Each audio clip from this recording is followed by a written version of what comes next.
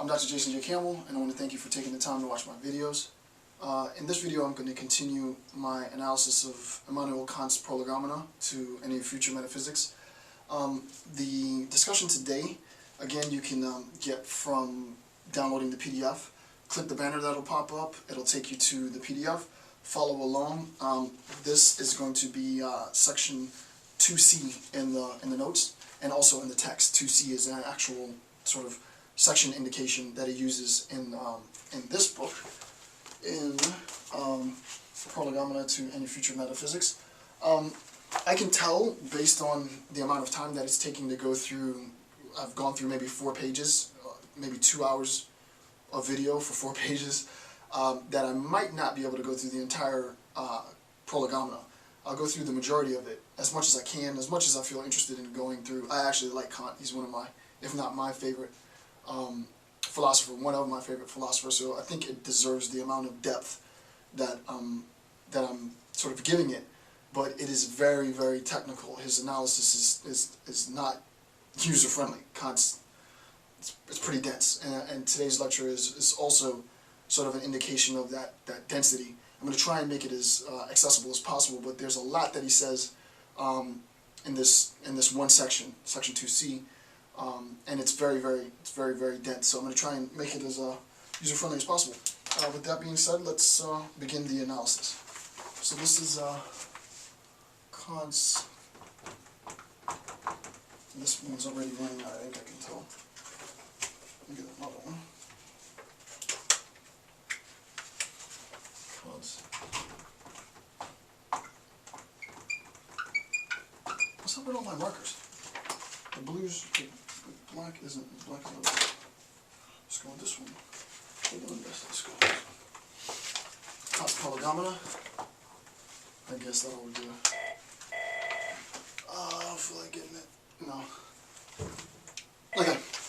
Kant's Prolegomena. Alright. So this is section 2C. Section 2C.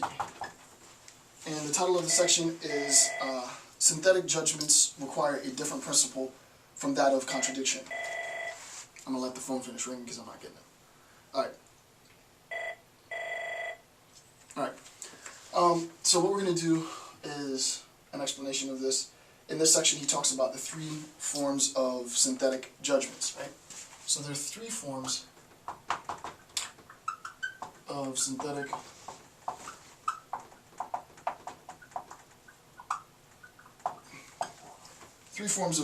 judgments. The first form that he talks about are judgments, what he classifies as judgments of experience. So the first are judgments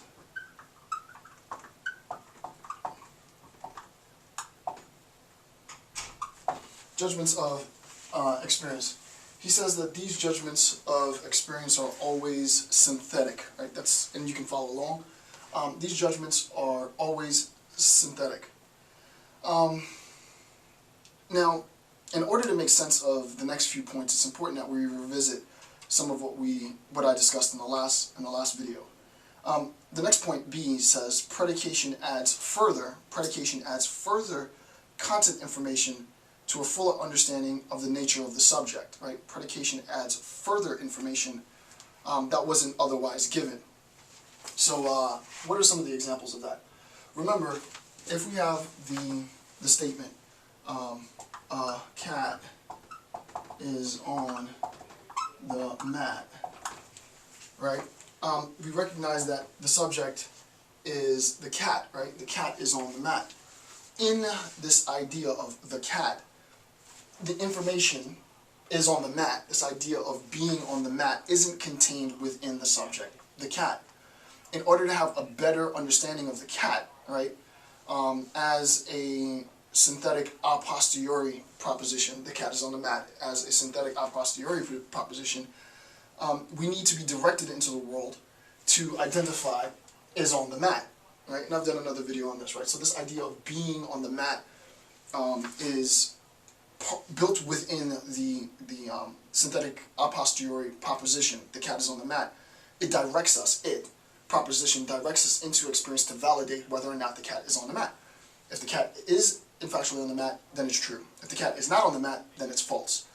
So the point is that we need more than what is given in the subject, and the predicate adds further content information. We said that this additive content information is what Kant classifies as amplitive, right? It amplifies our understanding of the subject, right? All right, so that's pretty clear. C, all of the conditions for understanding the judgment are not contained within the subject, right? All of the conditions for understanding the subject, whatever that subject might be. Remember, in the subjects that we're talking about, we're specifically analyzing synthetic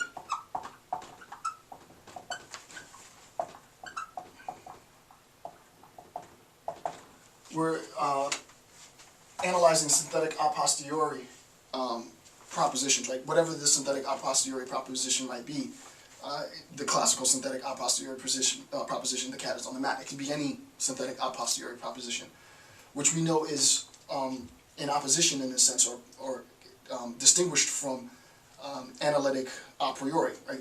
The classical analytic a priori proposition is a bachelor is an unmarried man.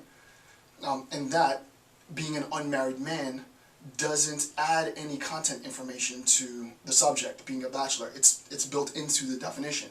So synthetic a posteriori propositions require us to validate the proposition within experience, and that validation adds content information to the subject. Lastly, D, predication directs us toward experience for ampliative content information. This is basically just review, right? So we discussed that. I discussed the majority of judgments of experience in the last few videos. I'm not going to go and beat a dead horse. That should be clear now. When we're talking about judgments of experience, these judgments of experience are traditionally discussed in terms of synthetic a posteriori propositions. These propositions, the predication amplifies the subject.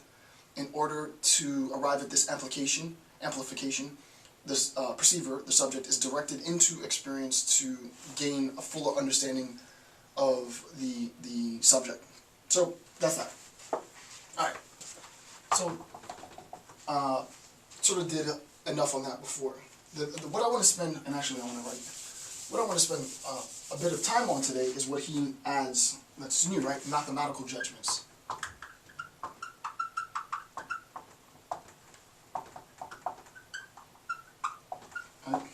This he hasn't discussed up until this point. He introduces this concept as a synthetic judgment in this section, in section 2C, and I want to spend a little bit of time explaining it, because this is where it gets really, really dense. What he's saying becomes a little bit not so clear. The first thing he says is that these are always ALW, always synthetic. Right? Always synthetic. Immediately, you're going to have sort of confusion at this point, right? Immediately, the question becomes, what? They're always synthetic, right? For Kant, mathematical judgments are always synthetic. It would seem to be the case, right, when we're talking about mathematical judgments, that the judgment exists a priori, sort of like a bachelor is an unmarried man. It would seem to be the case that we don't need to see any sort of instantiation of numbers or things in the world in order to validate the truths of mathematics. It would seem to be the case that what Kant is saying here, they're always synthetic. How are mathematical judgments always synthetic, right? How is it, to be technical, synthetic, how is it, the very technical question is to ask, and I'll answer it, and he answers it. The very technical question that you ask is, how is it that predication amplifies the, hold on, I gotta sneeze. Or maybe not. Sorry. How is it that predication amplifies the, I think that was my first sneeze on my videos. How is it that predication amplifies the content information? How is it that predication amplifies the subject, right? How is it, when we're talking about mathematical propositions, that we gain more understanding of our concepts from experience, right? It doesn't seem like mathematical truths or sort of have that contingency.